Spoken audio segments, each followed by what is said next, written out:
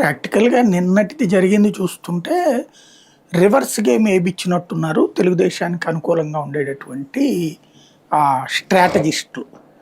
ఇతనికి అలానా? మళ్ళీ భయం ఉంటది గదా! జైలుకి అప్పుడు తీసుకెళ్ళి హ్మ్. వీళ్ళ పేపర్‌లోనే రాసింది. హ్మ్. టాయిలెట్ పోశారు, లేకపోతే చితక్కొట్టారు, లేకపోతే దారుణంగా హ్మ్. హింసించారని అతనే చెప్పినటువంటి అప్పుడు ఏయో కొన్ని సోషల్ మీడియాలో వచ్చినాయి. బాగా అవునవును. హింసించారన్నటువంటిది. ఈయన జైల్లో హ్మ్. ఉన్నప్పుడు. దాదాపు 9 నెలలు ఎంతో అది గట్టినాడు. చ హ్మ్. ఓ రకంగా జెప్పాలంటే తెలుగుదేశము, జనసేన కార్యకర్తలకైతే ఇతన్ని హింసించినప్పుడు, ఇతన్ని కొట్టినప్పుడు చాలా హ్మ్. సంతృప్తి పడ్డారు వాళ్ళు. సంతోషపడ్డారు. హుహు. ఎందుకంటే 5 ఓకే. సంవత్సరాలు కూడా అతని మీద తీవ్రమైనటువంటి కసి ఉండేది వీళ్ళకి. ఎందుకంటే అంత హ్మ్. దారుణంగా దూషించాడు వాళ్ళని. హ్మ్. దానికి ఇతను నిన్న చెప్తున్నటువంటి వివరణ ఎట్లా ఉందంటే, విజయమ్మ గారిని మాట్లాడినప్పుడు, భారతి గారిని మాట్లాడినప్పుడు ఎవడు స్పందించాడు? నేను స్పందించానంటాడు.